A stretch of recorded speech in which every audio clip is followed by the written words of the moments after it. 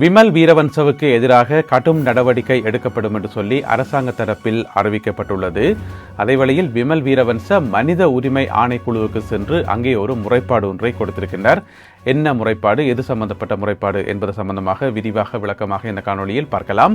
யாழ்ப்பாணத்தில் போலீஸ் நிலையத்துக்கு முறைப்பாடு கொடுக்க சென்ற நபர் ஒருவர் அங்கேயே மயங்கி விழுந்து பின்னர் உயிரிழந்த சம்பவம் பதிவாகி இருக்கிறது. அது குறித்த விவரங்களையும், கொழும்பிலே ரகசியமான முறையில் இயங்கி வந்த வானொலி மற்றும் தொலைக்காட்சி நிலையம் ஒன்று, அதுவும் உயர் பாதுகாப்பு வலயத்துக்குள் ரகசியமாக இயங்கிய ஒரு நிலையம் போலீசாரினால் முற்றுகையிடப்பட்டிருக்கிறது. அது குறித்த விவரங்களையும் பார்க்கலாம்.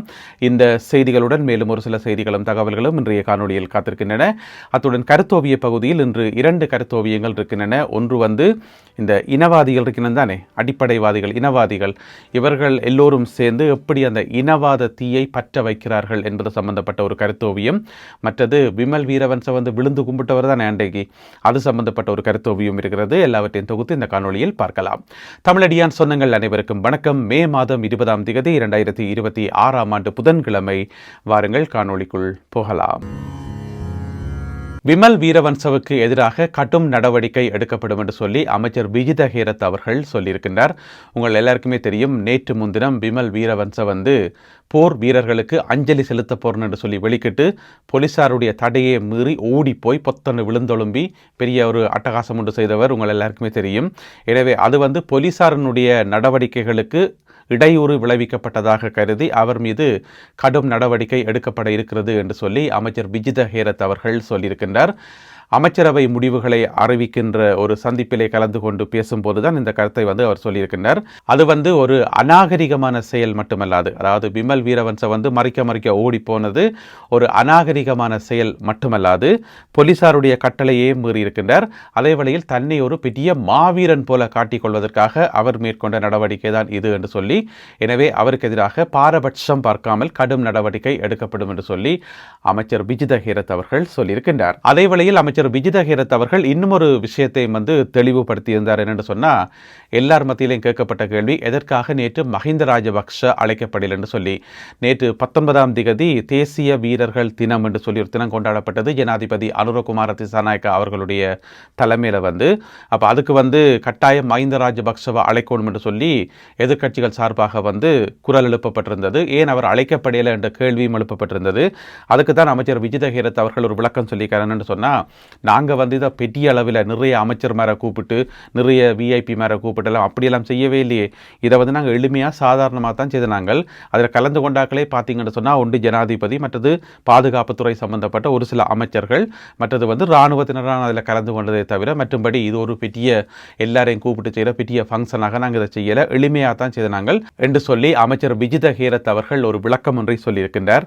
ஆனால் எங்கள் எல்லாருக்குமே தெரியும், பொதுவாக அரசாங்கம் மஹிந்த ராஜபக்ஷவை அழைக்க விரும்பாது.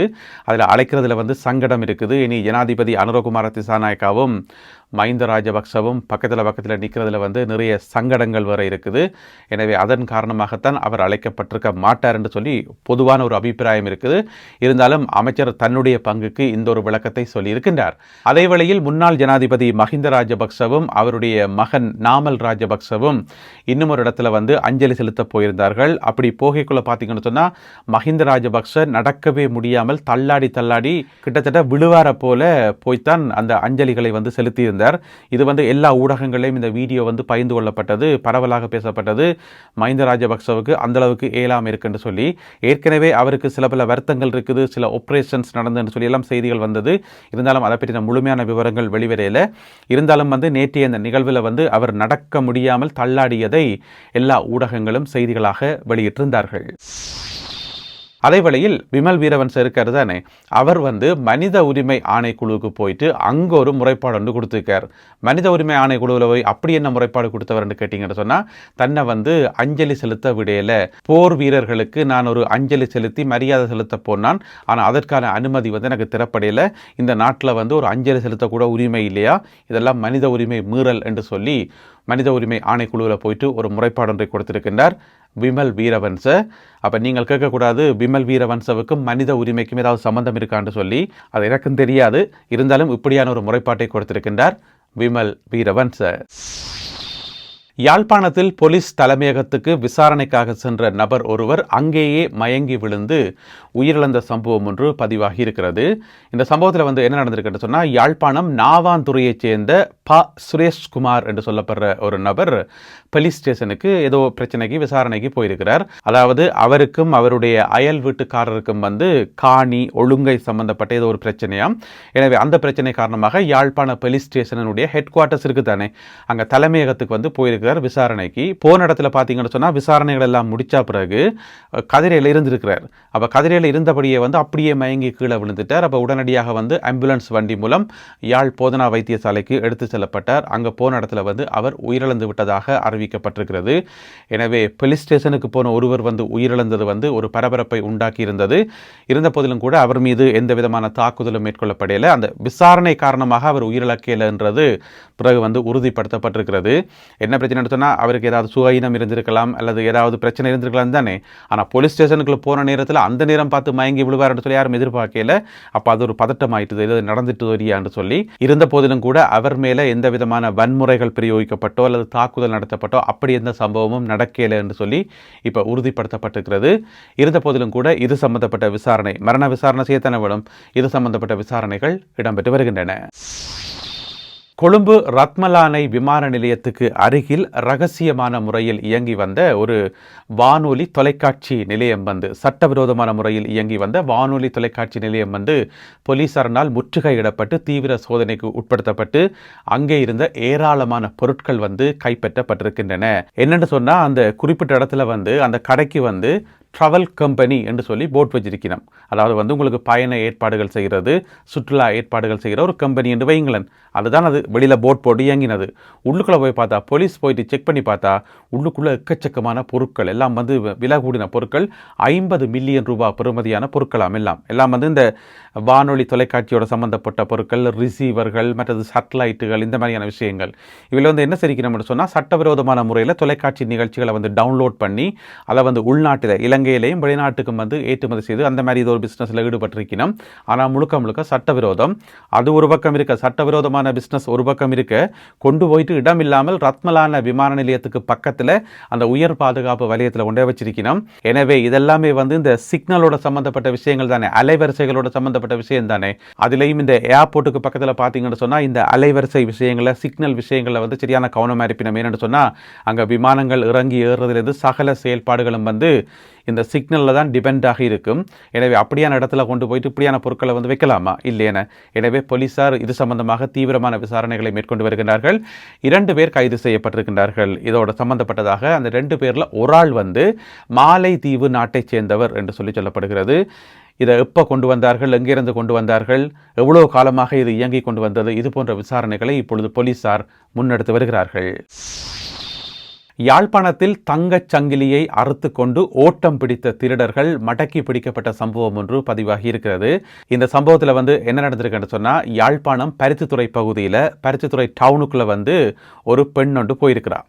அவன் கழுத்தில் 1 பவுன் தங்கச் சங்கிலி இருந்திருக்குது.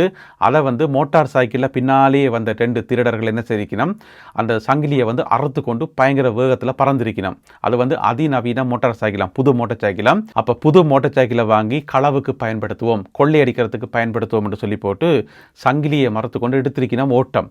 அப்போ மக்கள் கண்டுட்டு நான் போலீஸுக்கு அறிவித்தது. அப்போ பருத்தித்துறையில் 2 போலீஸால் பிடிக்க முடியலை.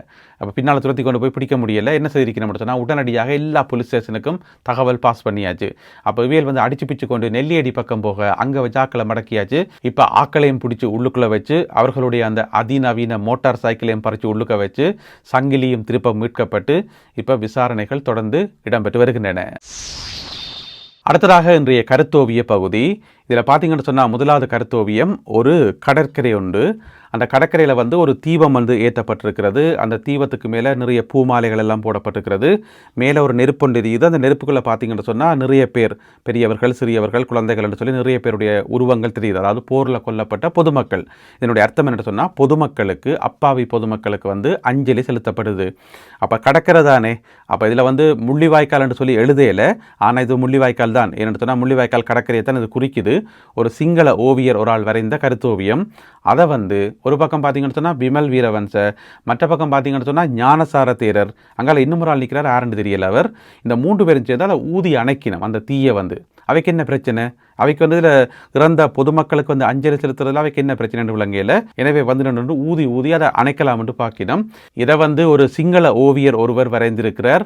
பார்த்தீங்களா, இப்படியான ஒரு மனச்சாட்சி உள்ள நல்ல நேர்மையாக சிந்திக்கக்கூடிய ஓவியர்களும் இருக்கணும். அவற்றை பேரை வந்து வாசிக்க முடியல, கீழே சைன் வச்சுக்கார, நான் பேரை வாசிக்க முடியல, நான் சிங்கள பேப்பர்லாம் எடுத்தேன் நான். எனவே போரில் கொல்லப்பட்ட அப்பாவி மக்களுக்கு அஞ்சலி செலுத்தப்படுறதை கூட இந்த இனவாதிகளால் வந்து பொறுத்து கொள்ள முடியலைன்றதை இந்த ஒரு கருத்தோவியம் வந்து அழகாக எடுத்து காட்டுது. இது முதலாவது கருத்தோவியம். அடுத்த கருத்தோவியம் பார்த்தீங்கன்னு சொன்னால் விமல் வீரவன்ச இருக்கார் தானே, அவர் தானே இப்போ விழுந்து கும்பிட்டவர் கிட்டடியில். எனவே அது சம்பந்தமாக வரையப்பட்ட கருத்தோவியம். இதில் பார்த்தீங்கன்னு சொன்னால் பொத்தண்டு கீழே விழுகிறார், அம்மோ என்று சொல்லி, சிங்களத்தில் வந்து அம்மோ என்று சொல்லிக்கொண்டு பொத்தண்டு கீழே விழுகிறார், மூக்கடிவட விழுகிறார். விளையக்குள்ள வந்து இன்னும் சொல்லி கொண்டு விழுகிறார். என்ன சொல்கிறாருன்னு சொன்னால், மக்களுக்கு இடி என்று வீணாக தான் கிடக்குது, மிச்சத்தை காணையில் வீணா மட்டும் தான் போட்டிருக்குது, மக்களுக்கு இடி விழுகுது என்று சொல்கிறாரா இல்லை இடி விழுந்தது என்று சொல்கிறாரா இன்னும் தெரியல. என்னமோ சொல்லிக்கொண்டு அவரே பொத்தண்டு கீழே விழுகிறார். இப்படியான ஒரு கருத்தோவியம் வரையப்பட்டிருக்கிறது. எனவே இந்த 2 கருத்தோவியங்கள் மற்றும் இன்றைய காணொலியில் பகிர்ந்து கொள்ளப்பட்ட செய்திகள் தொடர்பான உங்களுடைய கருத்துக்களை மறக்காமல் கீழே எழுதுங்கள். மீண்டும் சந்திப்போம் உறவுகளே. நன்றி, வணக்கம்.